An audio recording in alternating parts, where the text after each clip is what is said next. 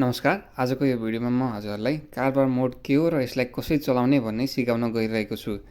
So recent अपडेटमा हामीले यहाँ कारोबार एपमा दुईटा मोड हालेको छौँ, एउटा व्यक्तिगत खाता र अर्को व्यापार खाता। र व्यक्तिगत खाता चाहिँ तपाईँको आफ्नो साथीभाइहरू र पर्सनल युजहरूको लागि चलाउँदै हुन्छ भने बाँकी रेकर्ड गर्नको लागि काम लाग्छ। र व्यापार खाता चाहिँ स्पेसियली हामीले पसलहरूको लागि हेरेर डिजाइन गरेको छौँ, जहाँ चाहिँ तपाईँको ग्राहक र सप्लायरको रेकर्ड साथसाथै खरिद बिक्रीको रेकर्ड मजाले राख्न सक्नुहुन्छ। र आउनुहोस् यी दुईटा मोडले कसरी काम गर्छ भने हेरौँ। र यो मोड तपाईँले जहिले पनि सेटिङ्सबाट चेन्ज गर्न सक्नुहुन्छ। अहिलेको लागि म यो व्यापार खाता सिलेक्ट गर्छु र यहाँ कन्टिन्यू गर्छु। र व्यापार मोडमा हजुरले देख्न सक्नुहुन्छ यहाँ दुईटा ट्याब छन्, एउटा ग्राहकको र एउटा सप्लायर्सको। र ग्राहककोमा हजुर ग्राहकहरू देखाउँछ र सप्लायर्समा सप्लायर्सहरू देखाउँछ। र तपाईँको यहाँ जस्तै कुनै ग्राहकमा जानुहुन्छ भने ग्राहकमा जाँदाखेरि तपाईँको यहाँ बिक्री रेकर्ड र पेमेन्टको बटन हुन्छ। जस्तै मानौँ हामीले यो ग्राहकलाई श्याम बस्नेत भन्ने ग्राहकलाई एउटा केही कुराहरू सेल्स गऱ्यौँ भने हामी बिक्री रेकर्डमा जान्छौँ। र मानौँ यो ग्राहकलाई कुनै सामान हामीले दियौँ, जस्तै मानौँ यहाँ नोटमा कपी पनि लेख्न सक्छौँ। यो 230 को सेल्समा ग्राहकले हामीलाई अहिलेलाई 50 रुपियाँ दियो है भनेपछि त्यसको ब्यालेन्स 180, हामीलाई 180 रुपियाँ दिन बाँकी छ भनेर पनि यहाँ देखाउँछ। र तपाईँले सेल्स गरेको फोटोहरूको बिल सिलहरूको या सामान पनि हाल्न सक्नुहुन्छ यहाँबाट।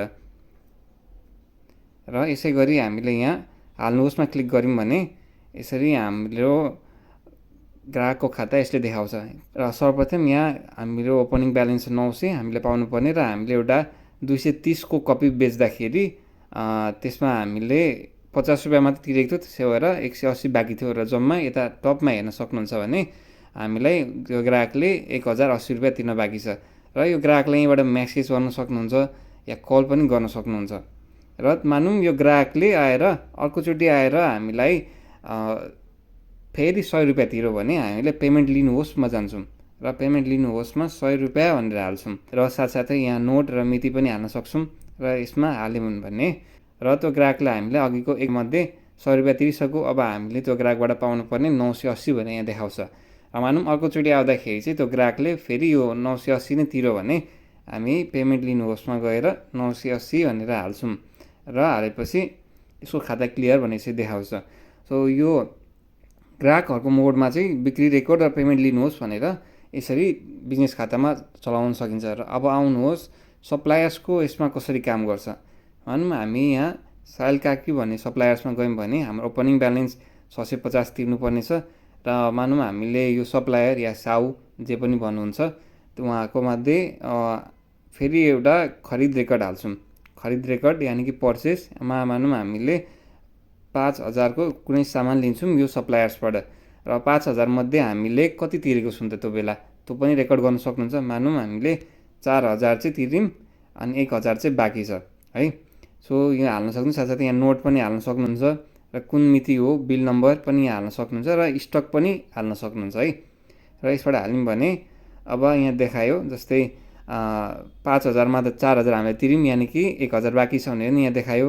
अनि साथसाथै 1000 र 650 जोडेर अब हामीले तिर्नुपर्ने 1650 भनेर यहाँ ब्यालेन्समा हाम्रो देखाइदियो। र साथसाथै यो सप्लायरको कार्डमा चाहिँ हजुरले यो सप्लायरसँग टोटल कति खरिद गरेको छौँ त्यो पनि यो अपडेटमा देख्न सक्नुहुन्छ।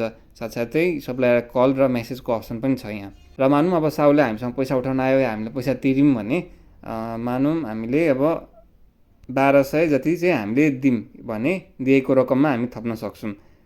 र अब हामीले दिनुपर्ने 450 भनेर ब्यालेन्स अटोमेटिक एडजस्ट भयो। यसै गरी सप्लायरमा खरिद रेकर्ड र पेमेन्ट दिनुहोस्को बटन हजुरले देख्न सक्नुहुन्छ। र साथसाथै यहाँ तपाईँको अरू अप्सनहरू पनि हाल्न सक्नुहुन्छ, जस्तै खरिद फिर्ताहरू, यसरी पाएको रकम दिएको रकम, यो पेमेन्ट दिनुहोस् र दिएको रकम सेम हो। साथसाथै हजुरको ग्राहकहरूमा गएर यहाँ गयौँ भने पेमेन्ट लिनुहोस् र पाएको रकम सेम हो। यसरी हाम्रो यो बिजनेस खाता यानि कि व्यापारको खाताको मोडले काम गर्छ। र साथसाथै यहाँ हजुरहरूले सर्च पनि गर्न सक्नुहुन्छ पार्टीहरूलाई, अनि यहाँ रिपोर्ट निकाल्न सक्नुहुन्छ ग्राहकको सप्लायर्सको, डाउनलोड सेयर या प्रिन्ट पनि गर्न सक्नुहुन्छ। र यो त भयो व्यापार मोड। अब आउनुहोस् व्यक्तिगत खाता मोड चाहिँ कसरी काम गर्छ यसको लागि तपाईँले सेटिङ्समा गएर यहाँ व्यक्तिगत खाता भन्ने हाल्नुहोस् र व्यक्तिगत खातामा चाहिँ हजुरको ग्राहक र सप्लायरहरू हुँदैन, सिम्पल पार्टीहरू हुन्छन् र मानौँ कुनै पार्टीभित्र गयौँ भने त्यहाँ चाहिँ पाएको र दिएको रकम यहाँ राख्न सकिन्छ र यहाँ हाम्रो ओपनिङ ब्यालेन्स 250 हामीले पाउनुपर्ने भन्ने देखाएको छ र यतिकै हामीले यो पार्टीबाट मानौँ 250 फेरि पायौँ भने र सेभ गऱ्यौँ भने खाता क्लियर भन्ने देखाइदियो र अर्कोचोटि यो मान्छेलाई हामीले बाँकी दिउँ भने यहाँ तपाईँले दिनुभयोमा क्लिक गर्न सक्नुहुन्छ र मानौँ हामीले 300 को बाँकी दिउँ रिचार्जमा र यसलाई हाल्नुहोस् भन्यो भने अब यता हामीले 300 रुपियाँ पाउनु पर्यो भनेर यहाँ देखाउँछ र यसरी नै हामीले पाएको र लिएको रकम हाल्दै यो ब्यालेन्स गर्न सक्छौँ पार्टीको खातामा र यो भयो व्यक्तिगत खाता र यसको पनि तपाईँले रिपोर्टहरू निकाल्न सक्नुहुन्छ र यसरी नै हाम्रो कारोबार मोडले काम गर्दछ।